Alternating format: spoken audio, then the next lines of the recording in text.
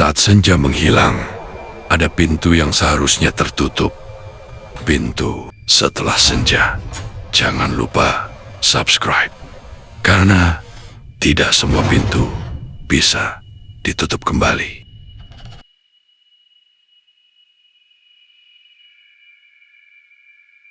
Malam itu, aku pikir cuma angin biasa yang lewat kuburan. Tapi, suara itu jelas, berat, sesak, seperti seseorang dihimpit dari segala arah. Dan yang bikin aku nggak bisa tidur sampai sekarang. Suara itu berasal dari kuburan seseorang yang semasa hidupnya kenyang dari harta anak yatim. Orang yang terlihat alim di depan, tapi diam-diam memakan hak orang lain.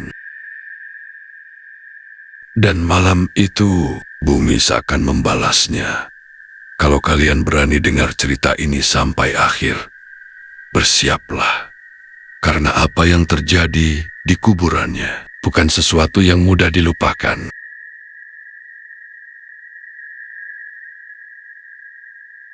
Aku masih ingat jelas hari itu. Langit terasa mendung. Angin sore terasa aneh. Bukan dingin biasa, tapi dingin yang bikin bulu kuduk meremang. Yang meninggal itu Pak Rahman.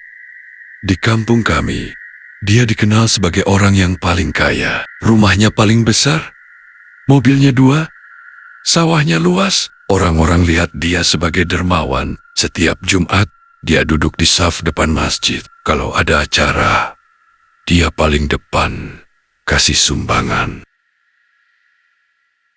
Tapi aku tahu, satu hal yang gak semua orang tahu. Semua itu berawal 5 tahun sebelumnya. Waktu itu, adiknya meninggal dunia karena kecelakaan. Meninggalkan 2 anak masih kecil, umur 7 dan 10 tahun. Istrinya sudah lebih dulu meninggal. Secara hukum keluarga, harta warisan jatuh ke anak-anak itu. Tapi karena mereka masih kecil, Pak Rahman yang jadi wali. Awalnya, kami semua percaya, ya wajarlah. Dia pamannya sendiri. Siapa yang bakal jahat sama keponakannya sendiri? Tapi pelan-pelan, sawah yang seharusnya milik keponakannya pindah nama. Rumah warisan dijual, uangnya entah kemana. Anak-anak itu, mereka cuma dipindahkan ke rumah kecil di belakang kebun. Katanya biar mandiri, katanya supaya sederhana. Aku sering lewat rumah kecil itu. Pernah satu sore, aku lihat si adik duduk di depan pintu sambil nangis pelan. Bajunya lusuh, mukanya kurus. Dan yang bikin aku nggak bisa lupa, dia pernah bilang ke aku, "Om," katanya, "uang ayah buat kami banyak ya, kenapa kami tetap lapar?" Aku cuma diam waktu itu, karena semua orang takut sama Pak Rahman. Tiap tahun, kekayaan Pak Rahman makin bertambah kelihatan. Renovasi rumahnya nggak pernah berhenti, mobil baru datang lagi. Tapi anak-anak itu, sekolahnya sering nunggak, bahkan yang besar sempat hampir putus sekolah. Orang kampung mulai bisik-bisik, tapi nggak ada yang berani ngomong langsung. Pak Rahman itu pandai berbicara, dia selalu punya alasan.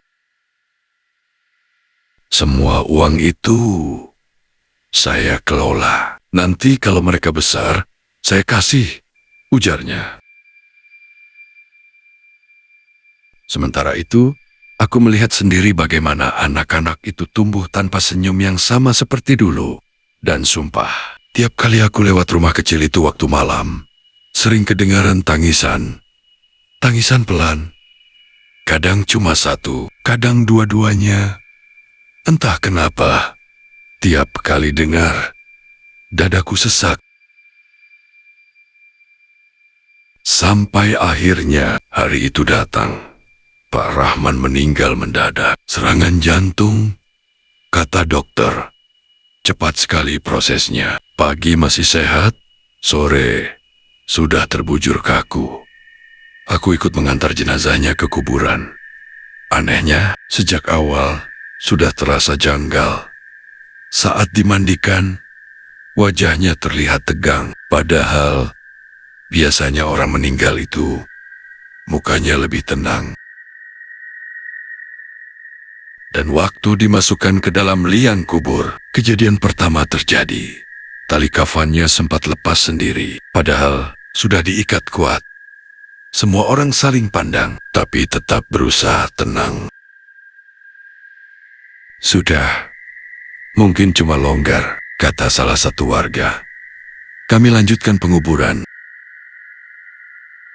Malam pertamanya, aku nggak bisa tidur. Bukan karena apa-apa, tapi karena dari arah kuburan ada suara seperti tanah digeser. Aku kira cuma perasaanku. Besok paginya, warga heboh. Tanah kuburan Pak Rahman terlihat retak, seperti ada yang bergerak dari dalam. Orang-orang mulai takut. Di hari kedua, lebih parah. Tanahnya seperti amblas ke dalam. Bukan biasa, tapi dalam sekali. Seperti lubangnya makin sempit dan menghimpit sesuatu. Seorang penggali kubur sampai bilang dengan suara gemetar, "Seumur hidup saya kerja di kuburan, belum pernah lihat tanah begini." Dan malam ketiga, aku mendengar suara itu. Aku bersumpah, ini bukan mimpi. Ada suara seperti orang sesak napas. Berat, tercekik, datangnya dari arah kuburan. Aku berdiri di jendela, tubuh gemetar, tapi kakiku seperti terpaku. Dan di sela angin malam, aku seperti mendengar suara pelan. Panas, sempit, tolong. Aku merinding sampai sekarang kalau ingat itu. Keesokan harinya, dua anak yatim itu datang ke kuburan. Mereka berdiri diam, nggak menangis, nggak bicara. Anak yang besar cuman bilang pelan, "Pak, kami sudah ikhlas, tapi Allah tidak tidur." Kata-kata itu entah kenapa terasa berat. Sejak hari itu, kejadian makin aneh. Rumput di sekitar kuburnya mengering sendiri. Tanahnya lebih gelap dari yang lain, dan tiap malam Jumat, beberapa warga mengaku mendengar suara seperti orang memukul-mukul tanah dari bawah. Tak lama kemudian, rumah mewah Pak Rahman mulai dijual karena terlilit utang yang entah dari mana muncul. Ternyata selama ini banyak aset yang diagunkan diam-diam. Harta yang katanya melimpah, habis tak bersisa. Dan dua anak yatim itu akhirnya diasuh keluarga jauh di kota. Ada yang membantu biaya sekolah mereka. Beberapa tahun kemudian, aku dengar yang besar jadi orang sukses. Hidupnya jauh lebih baik. Setiap kali aku lewat kuburan itu, aku selalu berhenti sebentar.